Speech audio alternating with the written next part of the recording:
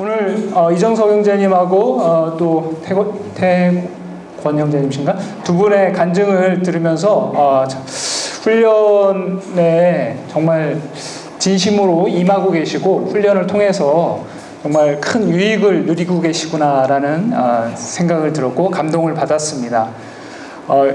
두 분뿐만 아니라 이 자리에 계신 또 다른 분들도 큰 또 경험들을 하고 계실 거라는 그런 기대가 있습니다. 올해 참 오늘 오다 보니까 단풍이 여기저기 제법 많이 들었더라고요.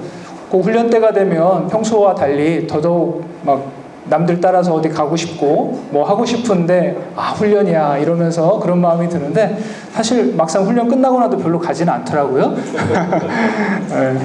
보상 심리가 좀 작동하지만 그래도 훈련에 참여하면서 여러분들께서 누리고 계신 것들이 훨씬 크다는 거를 아마 누가 말하지 않더라도 각자가 느끼시고 있을 거라고 생각을 합니다.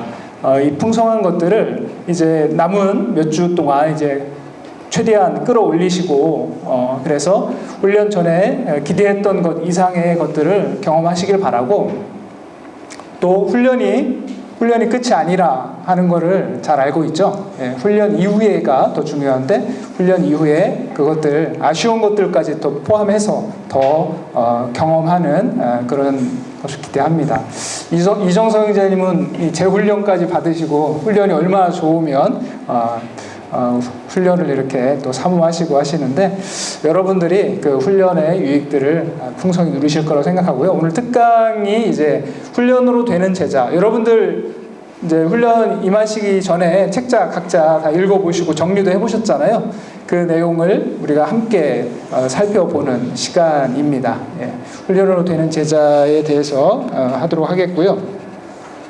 원래 이제 여러분들께서 이미 책으로 경험을 하셨겠지만 그 월터 헨릭슨이라고 하는 사람이 쓴 그 책의 내용을 이제 중심으로 이 오늘의 강의가 이루어지는데 이 책은 그 예수님께서 보이신 본을 내비게이터 사역 현장에서 얼마나 또 잘 활용하는가 하는 것들을 기재한 책인데 그 책에는 그 입문서라고 되어 있어요. 제자 훈련의 입문서. 아마 책을 읽어보면서 수준이 상당히 높다라고 생각을 하셨을 텐데 근데 저자는 입문서 수준이다. 앞으로 더 크고 높은 단계의 것들이 있다라는 것을 암시를 하고 있습니다. 이 책에 보면 이 책에 이렇게 표지가 되어 있는데 제일 위에 훈련으로 되는 제자라는 한글 위에 보면 영어로 이 책의 원제가 서 있습니다. 이 책의 원제는 제자는 태어나는 것이 아니라 만들어지는 것이다 라고 하고 이렇게 기재되어 있습니다. 오른쪽에는 이제 과거책 이전 디자인인데 거기에 이제 그 제목 위에 제자는 태어나는 것이 아니다 라고 이렇게 기재가 되어 있죠. 강의의 핵심은 제자는 어떻게 되는가? 제자는 태어나는 것인가? 제자는 태어나는 것이 아니라 훈련되어지고 만들어지는 것이다 라고 하는 것이 오늘 강의의 핵심 포인트다 라고 이렇게 말씀을 드릴 수가 있겠습니다. 제가 기도하고 시작하겠습니다. 살아계신 하나님 아버지 감사합니다. 예수님이 보여주신 제자 삼는 사역의 본과 훈련으로 되는 제자 책자에서 말하는 제자 사역의 원리들을 그리고 훈련의 중요성을 잘 이해하고 도전을 받을 수 있도록 인도해 주시옵소서. 감사드리고 예수님의 이름으로 기도드립니다. 아멘. 네, 오늘 강의의 목적을 우리 태권 형제님께서 한번 좀 읽어봐 주시겠습니까?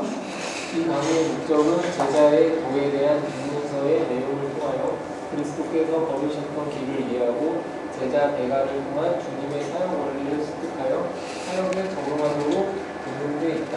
네, 감사합니다.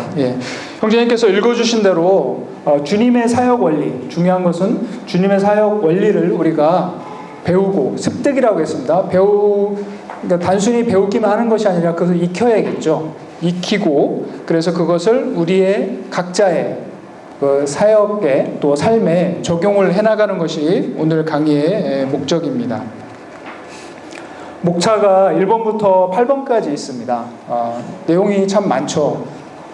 다른 강의에 비해서 목차 내용이 참 많고 강의 시간도 좀 더 깁니다. 그래서 뭔가 좀 부담이 될 수도 있는데 차근차근 우리가 하나씩 살펴보도록 하겠고요. 오늘 주된 내용은 그 훈련을 받아야 하는 이유와 또 훈련에 임하는 자세, 그리고 훈련의 방법과 그것들을 우리의 삶에 어떻게 적용할 것인가 하는 것을 우리가 배우게 될 것입니다. 지금 보이시는 장표, 글씨는 좀 작게 보이지만 이것은 예수님의 공생의 사역을 도식화한 장표인데요. 예수님께서 이 땅에 오신 이유가 무엇입니까? 정석 형제님, 예수님이 이 땅에 왜 오셨습니까? 죄에 빠진 사람들을 구원하러 오셨습니다. 네, 맞습니다. 예. 우리 형제님께서 잘 말씀해 주신 대로 예수님께서는 온 인류를 구원하시기 위해서 오셨습니다. 십자가에서 죽으시고 또 부활하심으로 온 인류의 구원을 완성을 하셨고 그 사실을 믿는 모든 사람에게 구원의 효력이 미치게 되죠. 근데 예수님은 2000여 년 전에 죽으셨고 지금은 물리적으로는 안 계시잖아요. 그죠? 그런데 예수님께서 오신 목적이 어떻게 달성이 됩니까? 그의 제자들을 통해서 달성이 되죠. 예수님이 이 땅에 오셨을 때 초기에는 하나님의 나라의 복음을 전하시고 또 많은 무리를 대상으로 전하셨고 또 그들의 질병을 고쳐주시고 또 귀신을 내어 쫓으시고 그렇게 하셨기 때문에 많은 사람들의 큰 인기를 얻었습니다. 이 빨간색 표가 이제 빨간색 선이 예수님의 인기의 수준을 이제 그냥 이렇게 생각해 본다면 초기에는 정말 인기가 좋으셨습니다. 뒤로 갈수록 인기가 떨어진 이유가 있죠. 예수님께서는 무리에 집중하시기보다는 이 사역을 계승할 제자들에 집중하셨습니다. 그들을 선발하시고 또 그들과 함께 하시고 그들에 집중하시고 또 그들을 재생산하셔서 보내실 수 있도록 하시기 위해서 하다 보니까 무리들로부터는 인기는 줄었지만 그러나 예수님께서 3년 반이라는 공생의 사역을 제자 재생산을 통해서 완성을 하셨기 때문에 예수님이 승천하시고 난 후 지금 2000년이 지난 오늘 우리가 이렇게 멀리 떨어진 곳에서 예수님에 대해서 복음에 대해서 듣고 또 우리가 또 다른 제자를 재생산하는 일을 계속 할 수 있게 된 것이죠. 사례 연구 한 가지가 있습니다. 사례 연구에 대해서 우리 안창주 형제님께서 한번 앞에 있는 것을 보고 읽어주시면 감사하겠습니다. 원 훈련생의 고민. 인제 기술 본업에 오랫동안 종사해온 정과장은 이상한 상황이 여의치 않아 훈련받기 미루었다. 드디어 올해 PTC 훈련을 받기로 결정하였다. 시장은 열정적이었고 매우 흥미로웠으며 기대감으로 가득했다.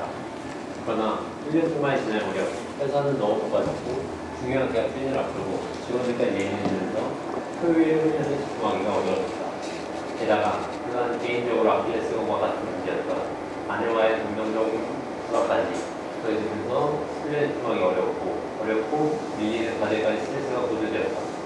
정과장은 자신이 지금 훈련의 제대로 받고 있는지 혼란스럽고 훈련을 왜 받고 있는지가 의문스러웠습니다. 네, 감사합니다. 한 단어로 표현하자면 점입가경이라고 할까요? 이 정과장의 이 모습을 보면서 저거 내 얘기 같은데? 라고 하는 사람 혹시 있으신가요? 그런 분 계신가요? 그러진 않은가 보네요. 다행입니다.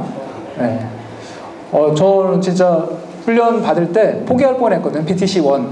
당시에는 이제 NLDC-1 훈련이었는데 생각했던 거와 너무 달랐어요. 과제도 너무 많고 해야 될 것도 많고 또 직장 환경은 되게 빠듯했고 그러다 보니까 내가 이걸 꼭 받아야 되나? 라는 마음이 들었고 포기를 할 뻔했는데 하나님의 극적인 은혜로 포기를 안 하는 덕분에 수료를 할 수 있었고 끝까지 하다 보니까 큰 유익을 누릴 수가 있었는데요. 우리가 훈련을 받으려고 하면 항상 사탄은 우리를 호락호락 그냥 놔두지를 않습니다. 왜냐하면 한 사람이 훈련을 받고 변화되면 사탄에게는 너무나 큰 위협이 되기 때문이죠. 어떻게든 방해를 하려고 종합 선물 세트를 준비를 하고 정과장에게 공격했던 것 같이 또 여러분 한 분 한 분에게 공격들이 아마 지금까지 다 있었을 거라고 생각을 합니다. 근데 그 공격들 혼자는 감당할 수 없지만 주변의 순장님들 또 동역자들 또 가족들에게 기도 요청을 하시면서 그런 어려움들을 극복을 해 나가면서 감당을 하고 할 수가 있죠. 예.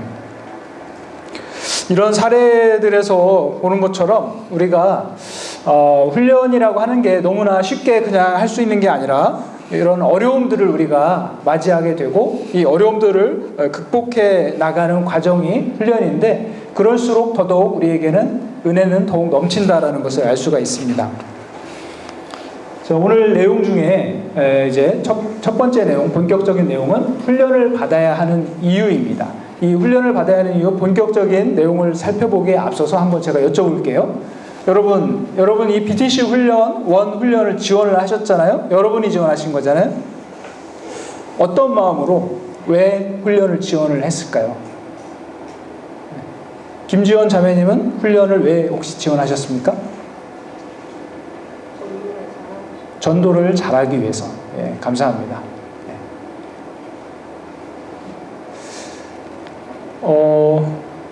우리 앞에 계신 자매님은 이 훈련 지원 왜 하셨습니까? 저도 전도를 좀 잘하고 싶고 예. 제가 좀 약간 믿은 지 얼마 안 돼가지고 네. 좀 이렇게 체계적인 훈련을 받아보고 싶어요. 아, 예. 잘 선택하셨네요. 네, 감사합니다. 예. 훈련을 왜 받아야 하는가? 말씀하신 것처럼 전도를 잘하기 위해 또 믿음을 체계적으로 세우기 위해 영적으로 성장하기 위해 여러 이유들이 있습니다. 그러면 지금 이제 몇 주를 지나면서 훈련을 열심히 받아오셨는데 그때 생각하고 훈련 시작하기 전 생각하고 지금 생각하고 혹시 좀 바뀐 게 좀 있나요? 지금의 생각은 막 후회가 막 급하고 막 이런 분 혹시 안 계신가요? 이걸 내가 왜 그때 순장님이 그렇게 얘기할 때 한번 하지 말았어야 되는데 막 이런 후회. 우리가 순장님이 시켜서 하는 것이 아니라 또 이왕 시작했으니 그냥 끝까지 요것까지만 한다 이게 아니라 훈련을 왜 받아야 하는가? 훈련 수료하는 게 끝이 아니고 훈련 수료 이후에 또 우리에게 더 중요한 것들이 있는데 우리가 훈련을 받아야 하는 이유에 대해서 명확하지가 않으면 그냥 하나 지나가는 이벤트에 불과합니다. 그리고 이벤트에 불과하지 않도록 훈련의 유익을 제대로 누리기 위해서 훈련을 받아야 하는 이유가 명확해야 됩니다. 훈련을 받아야 하는 이유 3가지에 대해서 이야기를 하고 있습니다. 우리 교재에 있는 빈칸들이 있을 겁니다. 그죠? 빈칸들 채우고 나면 좀 마음이 좀 더 편안해지죠? 한번 좀 먼저 채우시고요.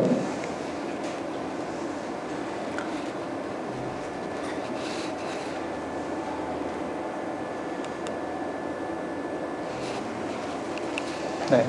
첫 번째 이유는 그리스도 안에서 성장하기 위해서입니다. 예수님께서 우리에게 우리가 어떤 수준으로 성장하기를 원하시는지를 에베소서 4장에서 말씀하시기는 우리가 그리스도의 장성한 분량이 충만한 데까지 이르도록 성장하기를 원하신다고 말씀하고 있는데요.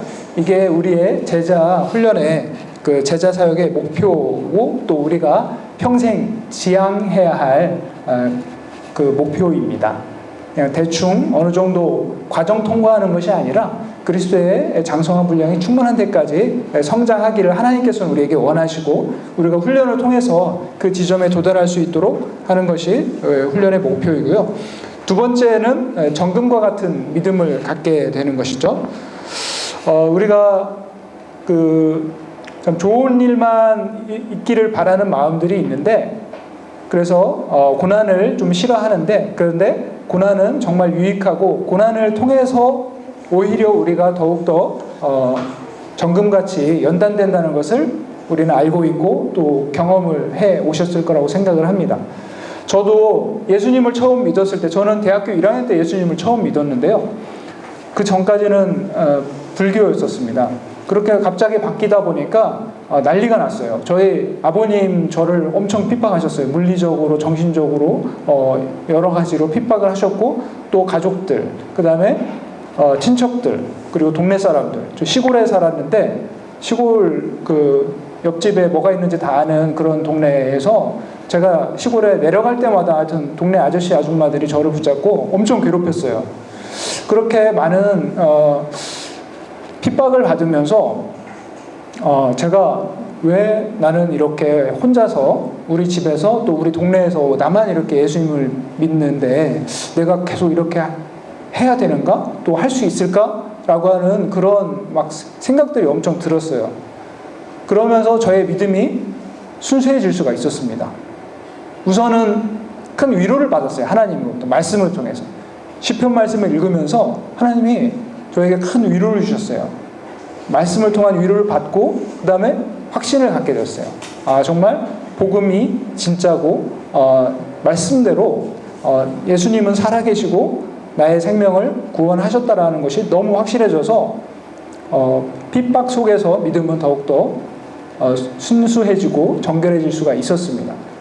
그런데 그런 핍박과 어떤 환난을 지나는 것뿐만 아니라 또 중요한 것은 훈련이라는 걸 통해서 우리의 믿음은 더욱더 견고해질 수 있다는 겁니다.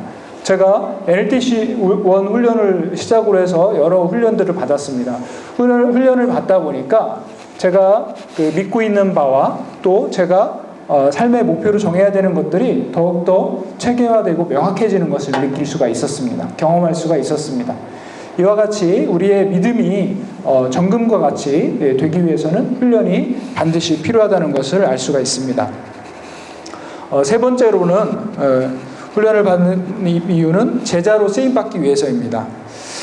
예수님은 사람을 낚는 어부로 우리를 부르셨습니다. 영적 재생산을 하는 제자로 부르셨는데 제자로서 부르심을 받은 우리의 삶의 목표, 제자가 해야 될 가장 중요한 것은 무엇일까? 제자는 영적 재생산을 하는 것이죠. 네. 주님의 제자로 쓰임받고 영적 재생산을 하기 위해서는 반드시 훈련이 필요합니다. 여러분들이 기초의 양육이나 여러 가지 하시면서 베이직이나 이런 걸 하시면서 내가 이거 훈련 받지 않고는 누군가를 양육할 수 없고 또 누군가를 제자로 세울 수 없는데 훈련을 받고 보니까 그리고 훈련을 받으면서 실습을 해보니까 이것이 정말 가능하구나 라고 하는 것을 경험을 해보셨을 겁니다. 이와 같이 우리는 훈련을 통해서 또 다른 제자를 낳는 그 일을 직접 우리가 감당을 할 수가 있습니다. 디모데후서 2장에서 이제 말씀하십니다. 그리스도 예수 안에 있는 은혜 속에서 강하고 우리가 훈련을 통해서 예수님 안에서 점점 성장을 해가고 그래서 그 안에서 더욱더 우리는 믿음이 강건해질 수가 있고 그래서 그 이후에 강건해진 이후에 2절에 나오는 말씀과 같이 영적 4세대를 이루는 영적 재생산이죠. 바울이 디모데가 충성된 사람들에게 그들이 또 다른 사람들에게 계속해서 이 제자의 영적 세대가 이어져가는 영적 재생산을 이루는 그것을 훈련을 통해서 가능하게 합니다. 두 번째로 부르심을 받은 사람들이 제자로 쓰임받기 위해서는 하나님께서 쓰시기에 합당한 자질을 갖춰야 하는데요. 여기 화면에 하나님이 쓰시기 합당한 그런 사람들에게 개발되어져야 될 9가지 것들이 있습니다. 여기도 빈칸이 많이 있죠, 당연히. 우선 편하게 이것들을 채우시기 바랍니다.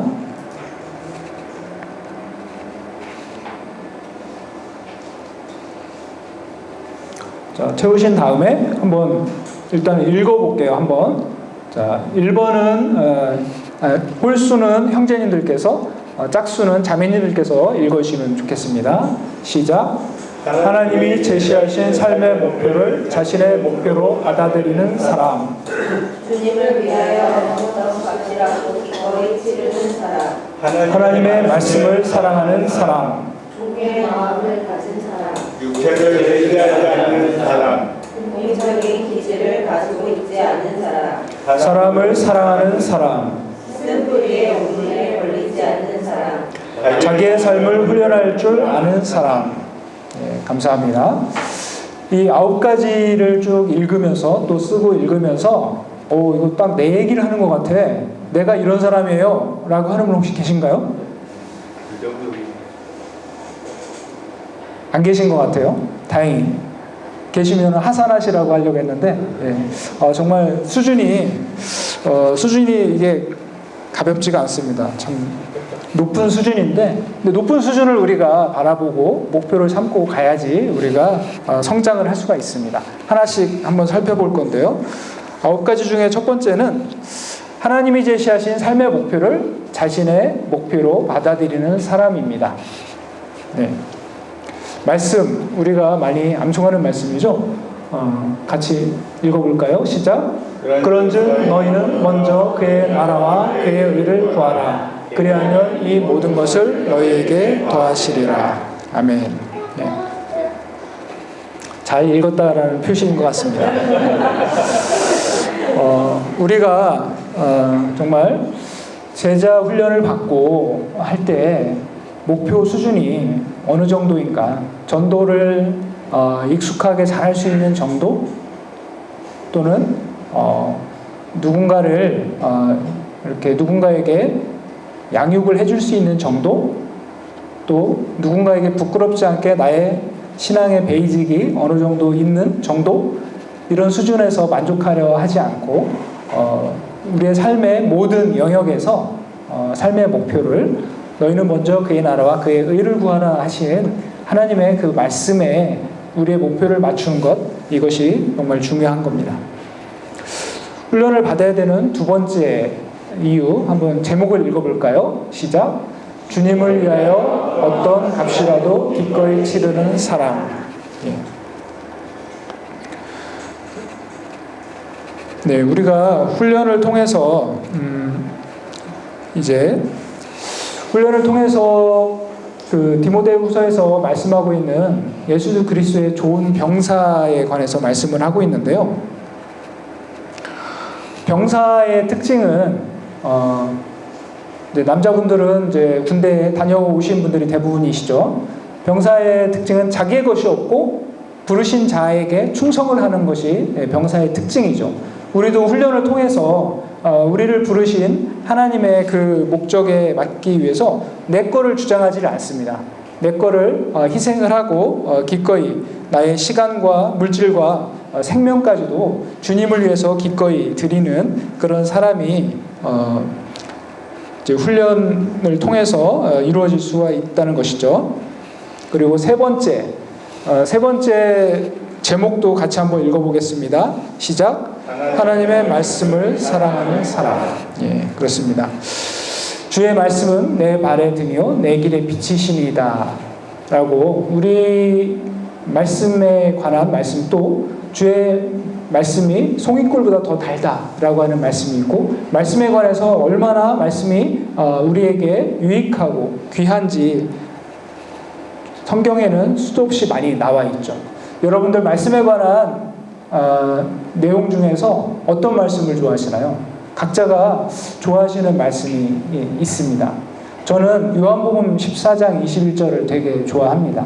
나의 계명을 이제 과거의 버전에서는 나의 계명을 가지고 지키는 자라야 나를 사랑하는 자니 나를 사랑한 자는 내 아버지께 사랑을 받을 것이요 나도 그를 사랑하여 그에게 나를 나타내리라. 예수님께서 말씀을 하셨는데요. 나의 계명을 가지고라고 이제 개역 한글에서 말씀하고 있는데 그 가지고라는 게 저는 되게 좋았습니다. 왜냐하면 나의 계명을 가지고라고 하는 거는 되게 개인적이고 인격적으로 다가왔습니다. 레마의 말씀, 하나님께서 내게 주시는 말씀, 그 말씀을 내가 붙잡고 말씀이 너무 감동이 돼서 그 말씀을 내가 붙잡고 그 말씀대로 믿어지고 그 말씀대로 순종해 보는 그런 도전을 할 수가 있다는 게 너무나 귀했고 그 경험들을 통해서 성장을 하고 또 말씀의 놀라운 능력들을 경험한다는 그 경험들 하나하나가 너무나 귀하기 때문에 나의 계명을 가지고 지키는 자, 그러다 보니까 하나님의 말씀이 더욱더 귀해지고 사랑스러워질 수가 있죠. 각자가 그 은혜가 되는 말씀들이 있으실 텐데 그 말씀을 붙잡고 그 말씀 안에서 우리가 성장을 해나갈 수가 있습니다. 자, 하나님 쓰시는 사람 네 번째는 종의 마음을 가진 사람입니다. 예수님은 섬김을 받으려 오신 것이 아니라 도리어 섬기려 하고 자기 목숨을 많은 사람의 대속물로 주시기 위해 오셨다라고 말씀을 하고 있습니다. 예수님의 리더십은 서번트 리더십이라고 많은 세계의 수많은 사람들이 그 서번트 리더십을 본받기 위해서 많이 노력들을 하고 있죠. 예수님의 그 리더십을 제자들에게도 동일하게 요구를 하십니다. 리더가 되고자 하는 자는 섬기는 자가 되어야 하고 종이 되어야 한다라고 제자들에게 말씀을 하셨습니다. 리더가 된다는 것은 지위가 올라가는 것이 아니라 섬김의 지경이 더 넓어지는 것이다 라는 것이죠. 그래서 그런 예수님의 그 리더십을 따라서 우리도 종의 마음을 가지고 섬기는 자가 되어야 될 때 하나님께서 쓰시는 사람이 될 수가 있습니다. 예, 다섯 번째 제목 같이 한번 읽어볼까요? 시작. 예. 사도 바울은 인간적으로 정말 내세울 것이 많이 있는 사람임을 스스로도 얘기를 하고 있죠. 그는 많은 조건을 갖추었고 많은 학문이 있었고 많은 능력이 있었습니다. 그런데 그런 육체의 그런 조건들을 그는 신뢰하지 않는다라고 얘기를 하고 있습니다. 그가 많은 것을 배우고 또 경험하고 갖추고 있으면서 사역을 하면서 가장 중요한 것이 무엇인가를 그는 온 몸으로 깨달았던 것 같습니다.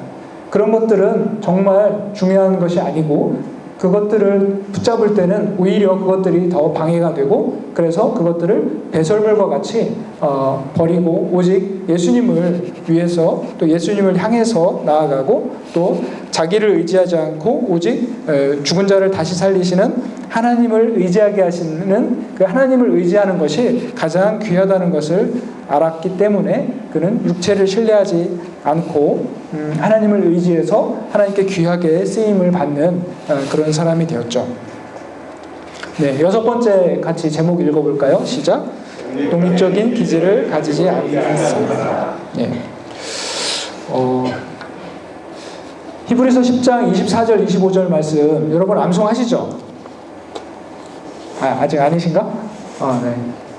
우리가 암송 매번 이렇게 암송 점검하고 할 때 되게 힘든 시간이죠. 근데 그 힘든 시간들을 경험하고 나면 그 말씀이 나한테 다 가슴에 새겨지고 그다음에 평소에 내가 언제라도 꺼내서 쓸 수 있는 무기가 되잖아요. 하나님의 그 단검, 성령의 검, 대검, 그 검이 될 수 있기 때문에 암송 열심히 잘 하시길 바랍니다. 예, 모이기를 피하는 어떤 사람들의 습관과 같이 하지 말고 오직 권하여 그날이 가까움을 볼수록 더욱 그리하자라고 히브리서 10장 24절과 25절에서 말씀을 하고 있는데 독립적인 기질을 가진 사람은 어떻습니까? 왜요? 제가 왜요? 뭐 이런 질문 많이 하죠. 저를 좀 내버려 두세요. 저한테 요구하지 마세요. 뭐 이런 사람들, 그런 사람들이 제자로서 다른 사람을 또 세우는 사람으로 갈 수가 없겠죠. 독립적인 기질을 가지지 않고 정말 겸손하게 순종하고 또 다른 사람을 섬길 수 있는 사람, 그런 사람이 하나님이 쓰실 수 있는 그런 사람이 됩니다. 자, 일곱 번째, 사람을 사랑하는 사람입니다. 우리 말씀 한번 같이 한번 읽어보겠습니다. 요한일서 말씀 시작. 하나님의 일치를 사랑하셨은즉 우리도 서로 사랑하는 것이 마땅하다. 요한일서 4장 10절은 하나님의 사랑이 어떠한 사랑인가를 우리에게 말씀하십니다. 자기 아들을 화목제물로 우리 죄를 위하여 내어주신 그 사랑. 하나님은 모든 것을 우리에게 내어주셨고 또 오래 참으시며 우리를 기다려주시는 사랑으로 우리를 살리셨습니다. 사랑은 하나님의 그 성품의 그 본질이죠. 하나님의 그 사랑과 또 긍휼의 마음을 덧입고 그 마음을 따라서 우리가 원래 우리의 능력은 없지만 우리의 본성을 가지고 사랑하라라고 하면 우리는 실패할 수밖에 없지만 믿음으로 우리가 하나님께 구하고 하나님의 그 사랑으로 누군가를 사랑을 할 때 그런 사람이 하나님께 쓰임을 받을 수가 있습니다. 네, 8번째 제목 한번 읽어보겠습니다. 시작. 쓴뿌리의 울매에 걸리지 않는 사람. 네. 쓴뿌리는 그 참 큰 뭐라고 할까요? 큰 장애물이고 또 큰 병입니다. 병과 같습니다. 이 쓴뿌리는 나와 다른 사람들의 관계, 또 나와 하나님과의 관계, 또 나와 나의 관계에서 관계를 끊어버리고 문을 닫아버리게 만들고 자신을 힘들게 하고 다른 사람들을 힘들게 합니다. 이 쓴뿌리를 해결하지 않으면 이 쓴뿌리가 언제든지 비집고 나와서 우리와 또 나와 함께하는 사람들과 내가 감당해야 될 사역 자체를 근간을 흔들어 버리죠. 이 쓴뿌리를 해결하기 위해서는 우리가 뭐가 필요할까요? 때로는 회개가 필요합니다. 그리고 상처의 치유가 필요합니다. 쓴뿌리의 원인이 되는 것들을 해결을 해야 되겠죠. 그래서 우리가 하나님께 쓰임받고자 하는 사람이라면 이 문제가 해결이 되어야 되는데 우리는 말씀 안에서 또 성령 안에서 우리의 죄를 회개를 하고 우리 속에 있던 쓴뿌리를 회개하고 그것이 하나님의 성령의 능력으로 만져지고 회복되어질 때 우리가 정말 하나님께서 쓰실 수 있고 또 다른 누군가를 섬길 수 있는 그런 사람이 됩니다. 우리가 훈련을 받으면서 우리의 쓴뿌리도 해결되어지고 하나님께서 쓰시기에 합당한 사람이 될 수가 있겠죠.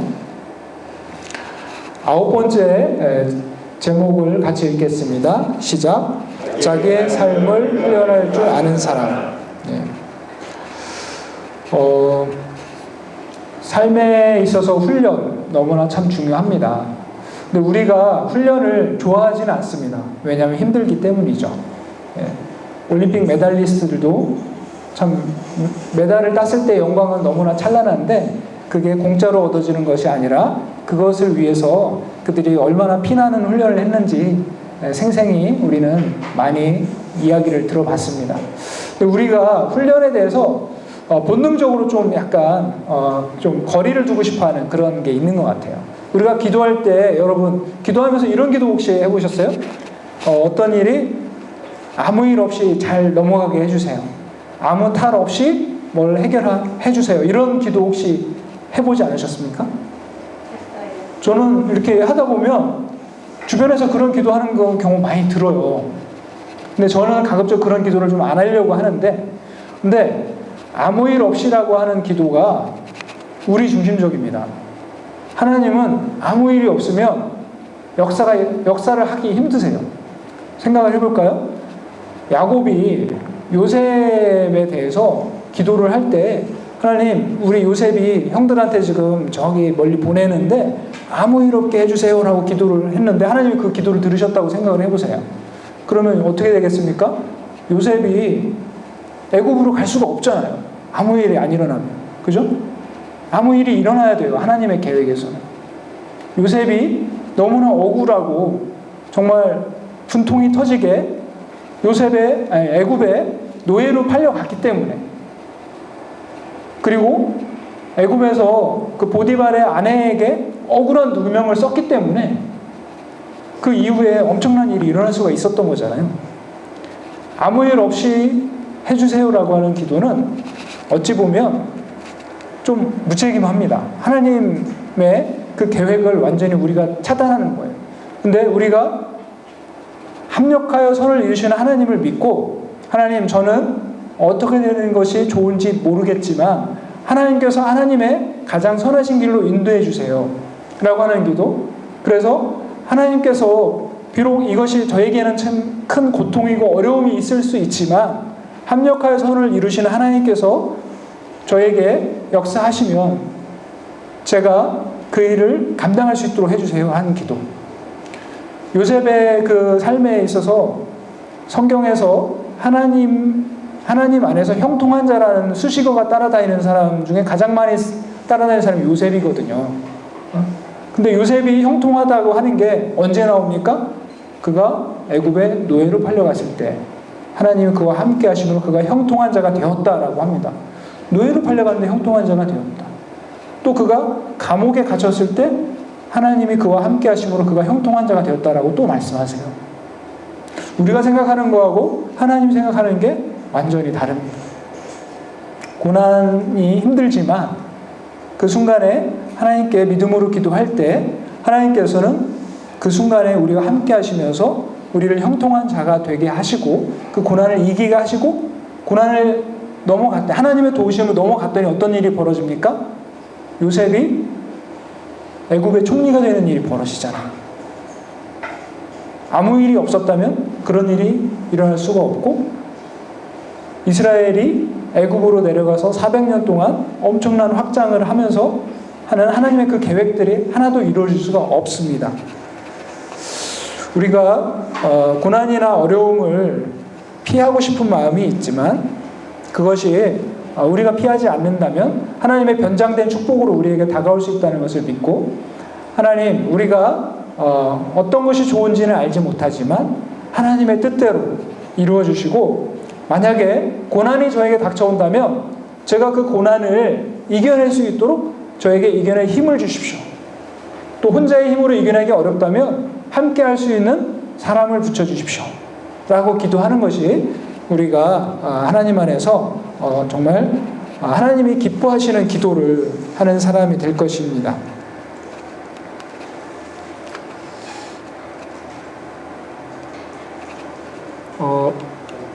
예. 이제 세 번째로 우리가 이제 세 번째인데요. 하나님께서 쓰시는 사람으로 훈련이 될 때 훈련에 임하는 자세가 필요합니다. 이 훈련도 그냥 밀어 넣는다고 그냥 들어가는 것이 아니라 훈련에 임하는 자세, 훈련생으로서 임해야 되는 자세가 있고 또 훈련자로서 임해야 될 자세들이 있습니다. 두 가지 중에서 먼저 훈련생의 입장에서 어떻게 우리가 훈련에 임할 것인가에 대해서 살펴보도록 하겠습니다. 첫 번째는 한번 제목을 같이 읽어보겠습니다. 시작. 기꺼이 훈련을 받을 것. 예. 훈련은 육체적으로 정신적으로 힘들 수밖에 없습니다. 힘들다는 것을 압니다. 알지만 그러나 유익을 알기 때문에 우리가 자원하는 마음으로 훈련에 임해야 됩니다. 자원하는 마음으로 훈계를 받는 것이 힘들지만 훈계를 통해서 우리가 성장할 수가 있고 또 이 훈련, BTC1 훈련을 아마 여러분이 받기 전과 지금 몇 주 동안 받은 현재의 상태를 본인의 상태를 이렇게 놓고 보면 훈련이 정말 유익하구나는 걸 느끼실 수 있으실 텐데 이 훈련을 그냥 누가 밀어 넣어서 하면 그냥 그 성장하는 수준이 제대로 성장이 안 됩니다. 하지만 내가 자원하는 마음으로 훈련을 하면 할수록 더 나에게 유익이 된다는 걸 경험을 하게 되고 더 성장을 하게 되죠. 그래서 첫 번째는 자원하는 그 마음이 정말 중요하고요. 두 번째 제목 같이 한번 읽어볼까요? 시작. 훈련에 최우선을 두고 삶의 영역들을 가르치기. 예, 감사합니다. 아까 초입에도 말씀드렸지만 꼭 훈련 기간이 되면 뭔가 하고 싶은 것들이 더 많이 생겨요. 여행도 가고 싶고 뭔가 취미생활도 하고 싶고 가족들이랑 또 친척들이랑 또 친구들이랑 뭔가 더 하고 싶은 마음들이 막 생기고 또 그럴 일들이 막 생깁니다. 그런데 그런 것들 차단하고 또 정리하고 우선순위를 들여서 우리가 훈련에 임한다면 훈련의 유익을 우리가 충분히 누릴 수가 있죠. 병사가 자기 생활에 얽매이지 않고 그 부르신 자의 그 부르심에 충성하기 위해서 우선순위를 드리는 것처럼 우리가 이 BTC1 훈련에 부르심을 받은 자로서 우선순위를 지금까지 드려왔던 것처럼 이 BTC1 훈련뿐만 아니라 앞으로 모든 과정에서 그 우선순위를 드리는 것, 그렇게 했을 때 유익을 우리는 누릴 수가 있습니다. 자, 세 번째 제목 같이 읽어볼까요? 시작. 부지런함과 성실함으로 훈련에 임함. 예, 감사합니다. 훈련에 대충 임하면 당연히 훈련의 유익을 누릴 수가 없죠. 부지런함과 성실함, 최선을 다하는. 아까 올림픽 금메달리스트 말씀 잠깐 드린 것처럼 그들이 그 훈련을 받을 때에 정말 부지런하고 최선을 다해서 정말 피땀을 흘리는 그런 노력이 있었기 때문에 그 영광의 면류관을 받을 수가 있었던 것처럼 우리도 대충 하지 않고 우리가 최선을 다해서 부지런함과 성실함으로 훈련에 임해야만 합니다. 그 다음에 네 번째 제목 같이 한번 읽어보겠습니다. 시작. 어려움 앞에서도 예수님을 바라보며 믿음으로 인내함. 중간에 힘들어서 이 훈련 포기하고 싶었다, 포기 직전까지 한번 가봤다 하는 분 혹시 계신가요? 한 분인가요? 한 분? 나머지 분들은 그런 적은 없으셨어요? 네. 저는 진짜 직전까지 갔었는데 제가 그 포기 직전에서 마음을 돌이켰던 게 얼마나 잘한 일인가를 나중에 정말 잘했다 라고 이렇게 느꼈는데 믿음과 인내가 필요하구나. 훈련에 쉽지 않으니까, 훈련은 어려우니까 포기하고 싶을 때 믿음의 주요 온전케 하시는 예수를 바라보라 하는 그 말씀과 같이 우리가 나의 상황을 바라보지 않고 또 나의 모습을 바라보지 않고 예수님을 바라보고 또 예수님의 도우심을 청하고 구하고 해서 우리가 인내와 믿음으로 훈련을 감당하는 게 훈련생 입장에서 정말 중요한 것이죠. 네 가지 훈련생의 입장에서 우리가 훈련에 임하는 자세에 대해 살펴봤는데요. 이번에는 훈련하는 사람의 입장에서 살펴보도록 하겠습니다. 첫 번째는 기관으로 직무하지 말고 비전으로 직무하라 라는 내용입니다. 비전 빈칸 채우시면 되고요. 우리가 속해 있는 BBB, 또 CCC, 내비게이터, 이런 선교 단체들 정말 훌륭하고 좋은 단체입니다. 귀한 역할을 감당하는 하나님이 기뻐하시는 단체이죠. 그런데 그 어떤 훌륭한 단체라도 또 그 어떤 훌륭한 교회라도 그 자체가 하나님 나라의 가치를 다 대체할 수는 없습니다. 훌륭하지만 그러나 하나님 나라의 가치에 비하면 이 단체들도 다 그 일부분에 지나지 않습니다. 기관으로서 누군가를 너는 BBB맨이야, BBB맨이면 이렇게 해야 돼 라고 하는 것을 할 때 바리새인들이 믿음을 잘 지키기 위해서 자기들의 장로들의 유전과 자기들이 정한 것을 더 집중하다 보니 하나님의 말씀을 놓쳤던 것 같이 우리도 그럴 그 오류에 빠질 수가 있거든요.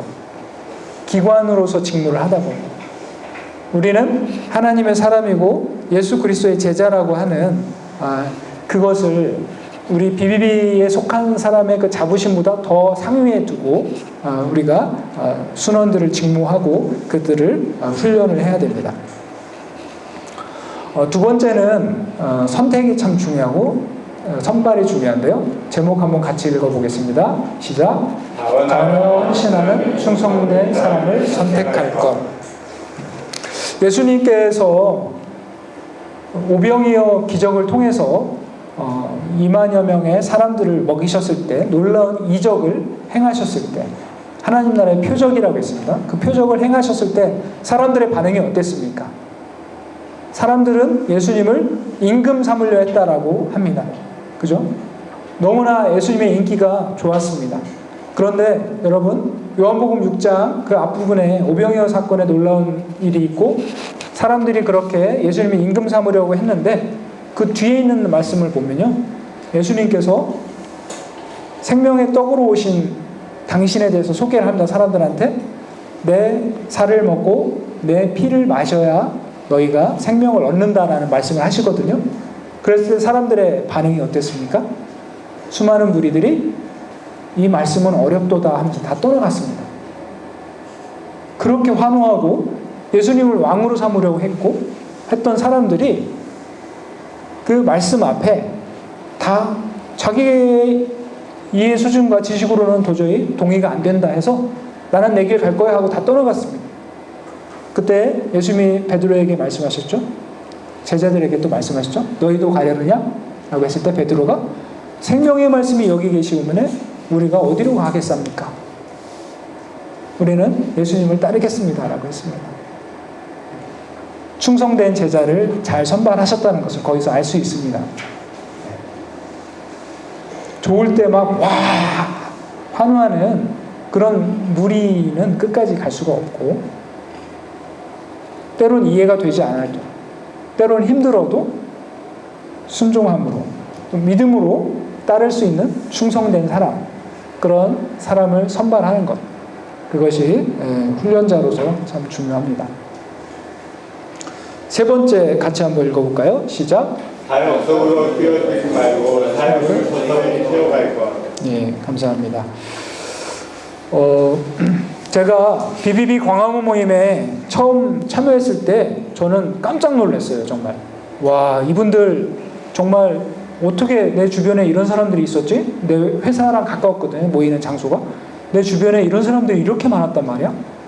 깜짝 놀랐는데 근데 한편으로는 근데 나랑은 너무 수준이 다른데 내가 여기 나오는 건 나하고는 좀 맞지 않는 것 같아. 너무 좀 나한테는 무리인 것 같아 해서 좀 거리를 둘 마음이 좀 있었어요. 그리고 여기에 내가 합류하기는 어렵겠다라는 마음이 있었거든요. 처음에는 그 수준이 너무 차이가 난다는 생각 때문에 어려웠어요. 그런데 제가 그 생각을 잠시 접어두고 그래 내가 이렇게 온 것도 하나님의 인도하심이고 또 하나님께서 은혜는 받을 만한 때에 받아야 된다고 하시는데 일단은 순종함으로 한번 다음 주에도 참여를 해보자 라고 하면서 이제 참여하고 또 참여하고 이런 과정을 거쳤고요. 그리고 참여하면서 양육을 받게 되니까 양육을 통해서 제가 이제 믿음의 기초가 서서히 생기게 되고 또 훈련을 받게 되고 그러면서 조금씩 단계적으로 성장을 하다 보니까 나중에는 이제 성장한 이후에 저한테 이제 막 여러 가지를 또 위임을 하시죠. 순장님이 메시지도 전하게 하시고 기도회도 인도하게 하시고 또 여러 가지 기획도 하게 하시고 이런 과정들을 거치니까 나중에는 많은 것들을 할 수가 있었어요. 이와 같이 우리가 훈련자가 훈련생에게 할 때 처음부터 막 큰 거 딱 해서 이거 다 해야 돼라고 갖다가 때려 붙는 것이 아니라 처음에는 이 사람이 감당할 수 있는 수준에서 단계적으로 성장을 해나가면서 더 그 지경이 넓어지도록 배려를 해주고 훈련생에게 해주는 게 훈련자에게는 필요한 조치라고 할 수 있겠습니다. 네 번째 거 같이 읽어볼까요? 시작. 일에 사람을 맞추지 말고 사람에게 일을 맞출 것. 예. 옷을 맞출 때 옷을 사람한테 맞춰야지 사람을 옷에 맞출 수는 없잖아요. 그죠? 이 사역도 마찬가지입니다. 사역도 그 사람에게 맞춰야 되죠. 우리를 이제 그리스도의 몸된 교회라고 표현을 하잖아요. 그리스도의 몸은 유기체이고 유기체를 구성하는 각 그 유기체의 지체들인데 우리가 지체는 각각의 기질과 또 능력과 성격이 다 다르잖아요. 각자 잘하는 것이 있고 또 각자 어려운 것이 있습니다. 김진수 형제님이 여기서 찬양을 막 인도를 하셨는데 잘하시잖아요. 정말. 근데 당신도 순장님 당신도 찬양 인도해야 하고 저보고 이거 하라고 하면 무리가 생깁니다. 여기에.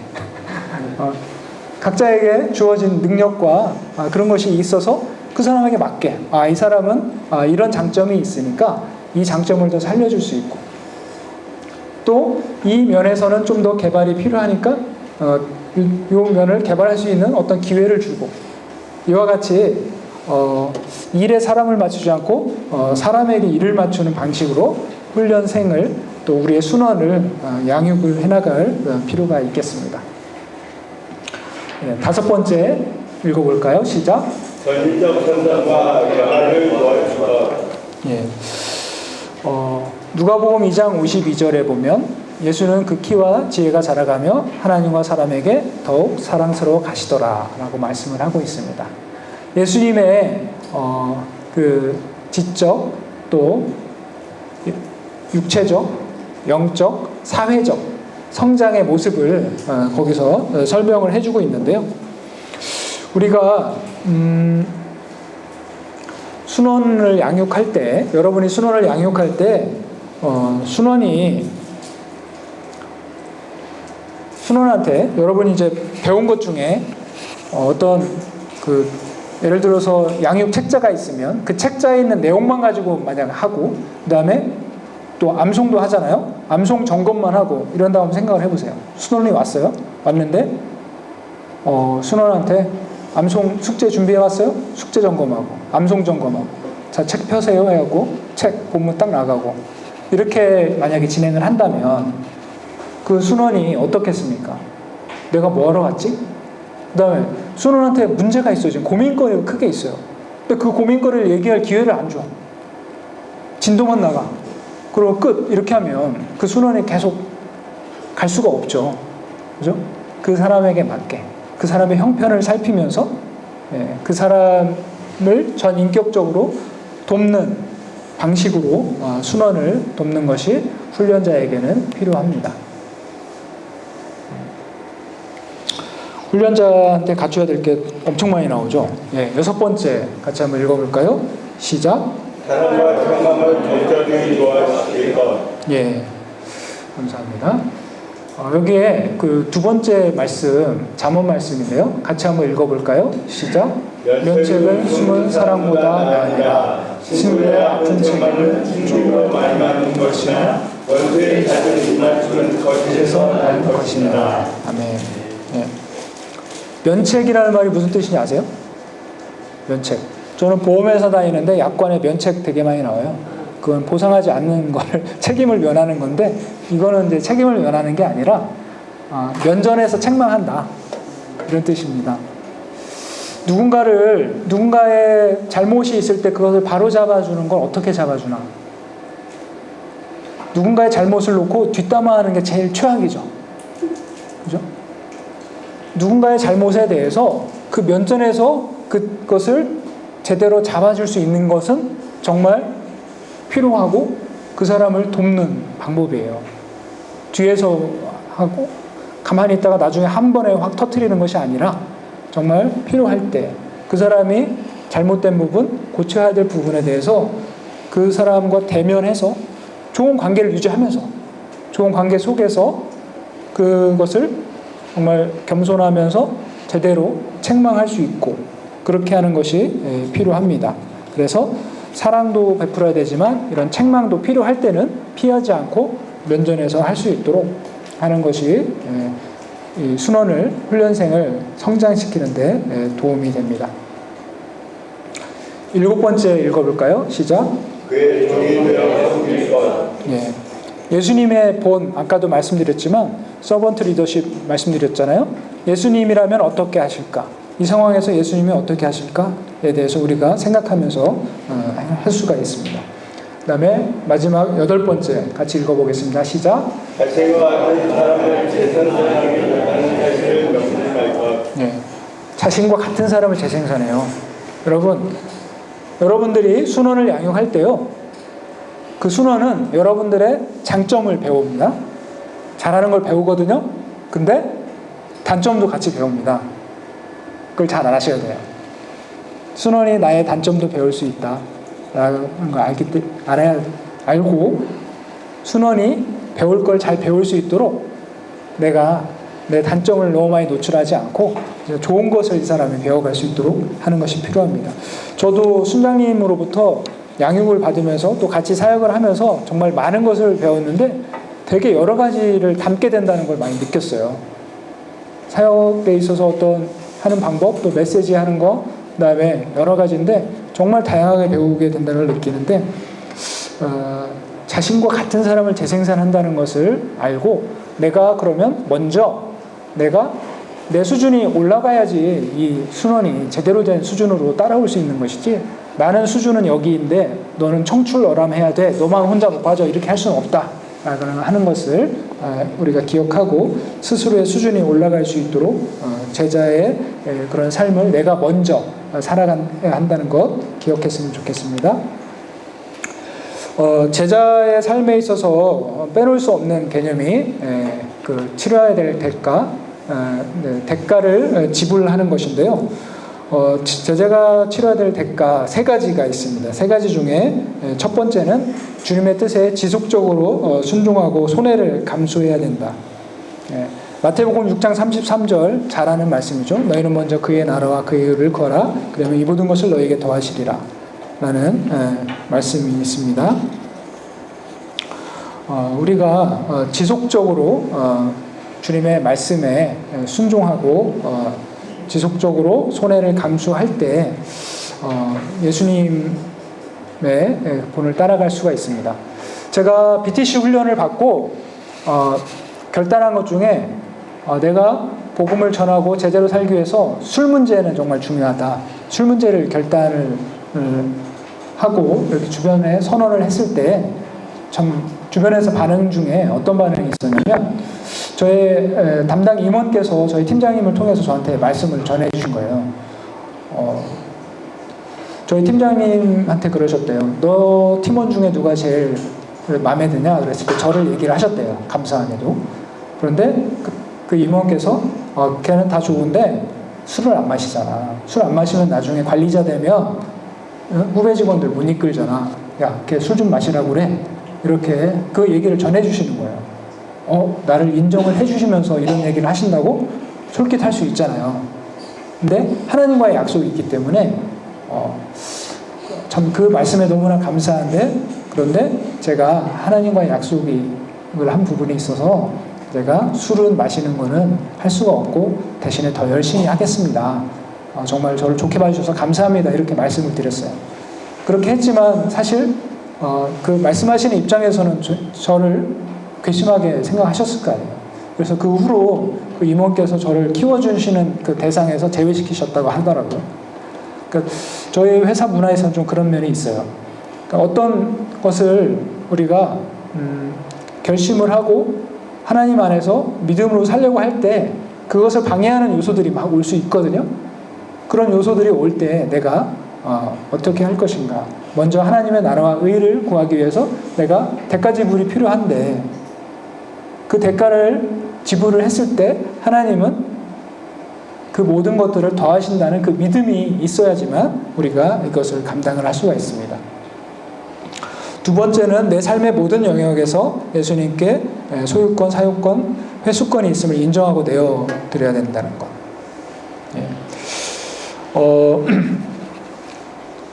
예수님을 믿고 나서 제가 구원의 은혜에 너무 감사했는데, 구원의 은혜에 감사한 건 너무 좋았는데, 근데 제가 믿음의 초기부터 사실 좀 꼽을 치는 게 있었어요. 제 마음에. 혹시 내가 원치 않는 걸 시키시면 어떡할까? 혹시 나에게 힘든 걸 시키시면 어떡하지? 하는 그런 마음 때문에 제가 제 마음의 그 중심, 보좌를 꽉 붙잡고 있었어요. 거기 예수님을 모시지 못하고 있었어요. 근데 그것이 그 기간이 상당히 길었는데, 그것이 얼마나 바보 같은 일인가, 또 얼마나 이기적인 일인가를 나중에 깨닫게 되었어요. 내가 내 인생의 운전대를 잡고 있는 게 얼마나 이 불안한, 수준 떨어지는 운전자의 위험한 운전인가라는 것과, 그 다음에 예수님은 나를 위해 생명을 내어주셨는데 나는 지금 무엇인가? 나는 무엇을 하고 있는가? 그것을 제가 깨달았을 때 너무나 큰 회개가 되었고, 그래서 예수님을 저의 마음의 왕좌에 모시겠습니다 라고 그렇게 결단을 하고 나서 우리 BBB에 오게 되었고, 훈련을 받게 되었고, 참 변화가 되었습니다. 모든 영역에서 예수님을 주인으로 모시고 살아가는 삶에는 큰 변화와 능력이 따르게 됩니다. 세 번째는 주님의 길을 걷기로 결단하고 끝까지 주님만을 바라보면서 가는 것. 우리가 제자로 살아가려고 하면 사탄은 그걸 가장 싫어하죠. 사탄이 우리가 세상적인 그리스도인으로 살아가면 아마 사탄은 우리를 거의 아군 수준으로 대하겠지만 우리가 제자로 살아가려고 한다면 위협으로 느끼기 때문에 여러 가지 방해 공작을 하는데 그러한 상황 속에서 우리가 주님만을 바라보고 나아가야 되겠습니다. 다섯 번째로 제자를 훈련시키는 방법에 대해서 나와 있습니다. 첫 번째가 양육입니다. 양육을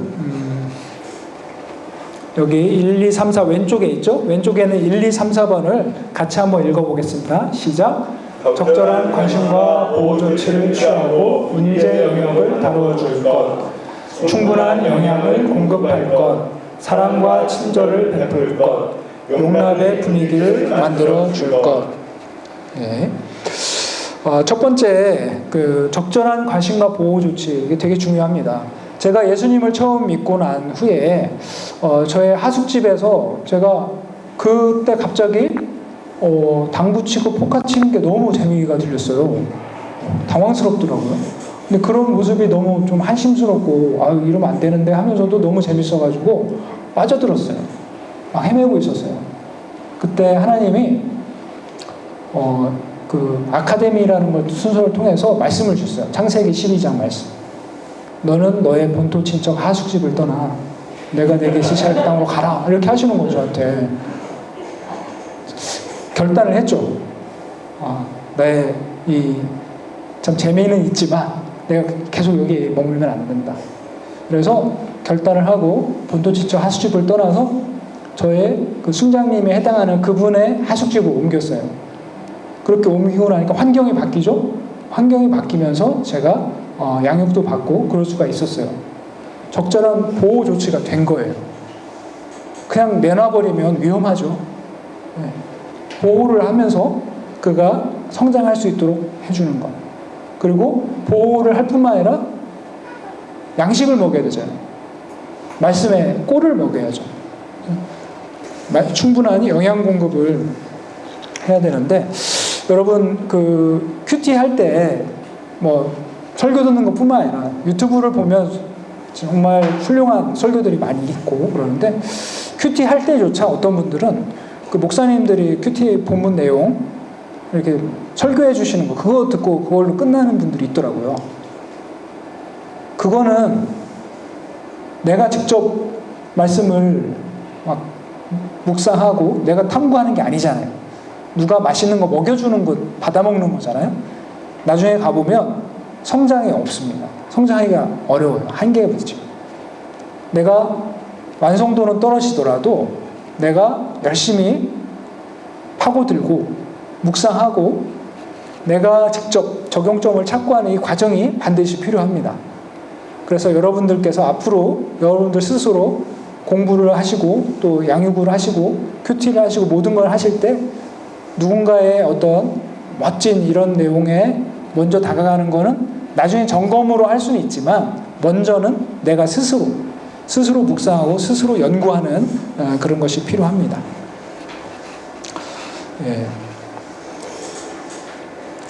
그다음에 다음으로 넘어갈게요. 두 번째가 베이직 라이프의 훈련입니다.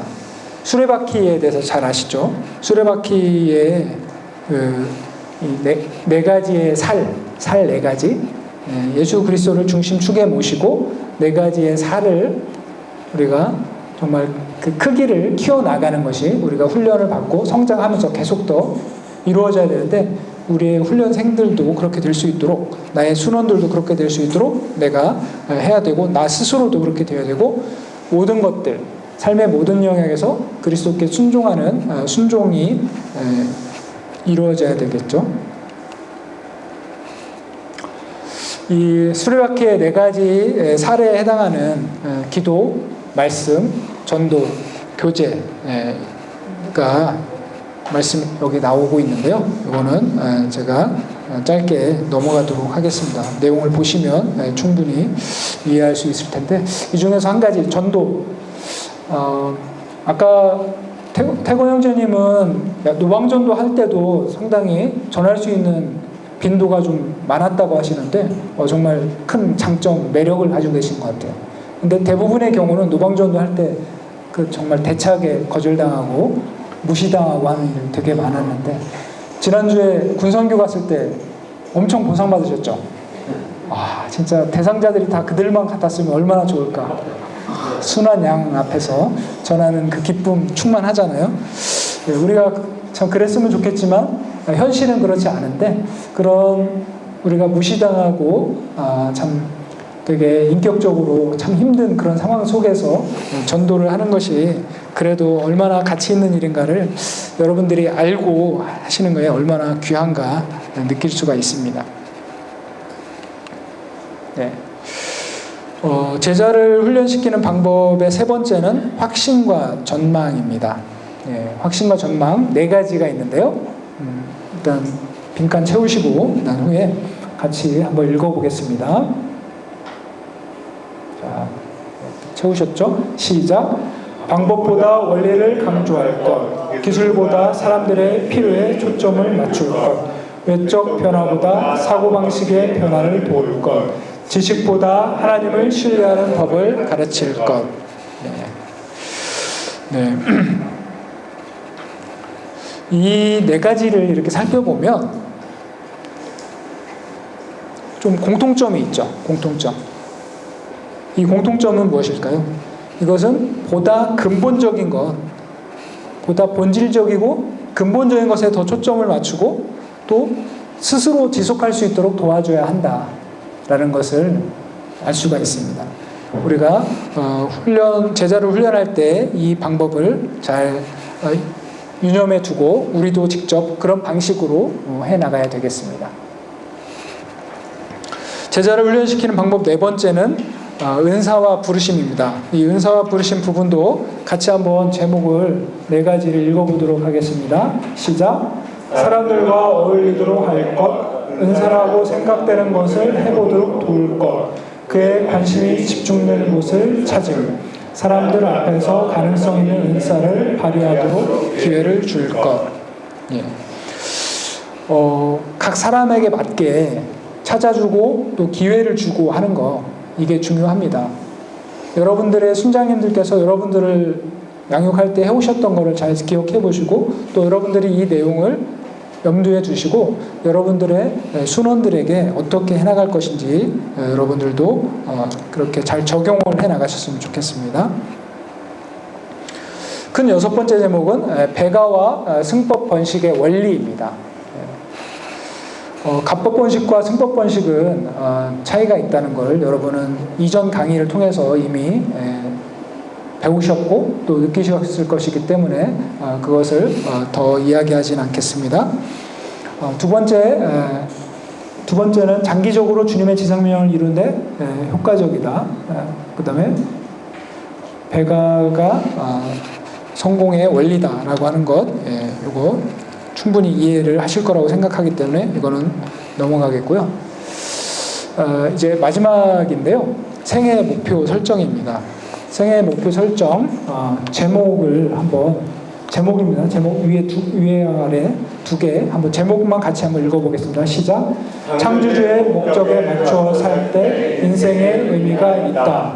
인생의 진정한 목적을 알 때 당신의 목표가 의미가 있다. 네, 우리가 예수님이라고 하는 포도나무에 붙어있는 가지다라고 하는 것을 우리가 알고 우리가 예수님 안에 붙어 있으면서 우리의 삶의 목표와 목적이 예수님 안에서 이루어질 수 있기를 구하는 그런 삶을 우리가 살아야 되겠고, 우리는 영적 재생산을 하고 사람을 낚는 어부로 부르심을 받았다는 그것을 기억을 해야 되겠습니다. 3번과 4번도 읽어보겠습니다. 시작. 단순하고 편안한 그리스도인의 삶과 대가를 지불하는 그리스도인의 삶의 근본적인 차이는 영적 재생산에 있다. 4번. 하나님을 위하여 사람을 세우는 일에 당신의 삶을 투자하는 것보다 더 큰 삶의 목표는 없다. 영적 재생산. 우리가 승법 번식의 그 가치를 알고 또 영적 재생산을 하는 것을 우리의 삶의 큰 목표로 삼고 해나간다면 그 보람으로 네 번째에서 얘기하고 있는 그 말씀에 이렇게 나와 있죠. 우리가 이같이 너희를 사모하여 하나님의 복음뿐 아니라 우리의 목숨까지도 너희에게 주기를 기뻐하면 너희가 우리의 사랑하는 자 됨이라. 가장 가치 있는 일을 위해서 우리는 기꺼이 우리의 삶을 투자를 할 수가 있습니다. 5번과 6번 마지막입니다. 같이 한번 읽어보겠습니다. 시작. 하나님이 원하시는 삶의 삶일 때 모든 것을 채우신다. 하나님이 쓰시는 사람으로 사는 것은 생애 가운데 최고의 특권이다. 아멘. 예. 우리의 삶의 목표가 훈련을 받으면서 우리의 삶의 목표가 어떠해야 하는가? 우리의 삶의 목표를 다시 한번 점검을 하고 이상 6가지를 언급을 하고 있는데 이 6가지를 우리 바로 나의 삶의 목표로 우리가 삼고 나아간다면 하나님께서 우리를 기뻐하시고 우리를 통해서 영적 재생산을 이루시고 지상명령 성취에 기여할 수 있도록 해 주실 것입니다. 적용점은 여러분들이 이제 새롭게 깨달은 것들 같이 이제 이따가 아마 오늘 워크숍이 있죠. 워크숍을 하시면서 또 그런 부분들을 함께 나누는 시간을 가질 수 있을 것입니다. 그 시간들을 기대하시면 좋겠고요. 제가 기도하고 마무리하겠습니다.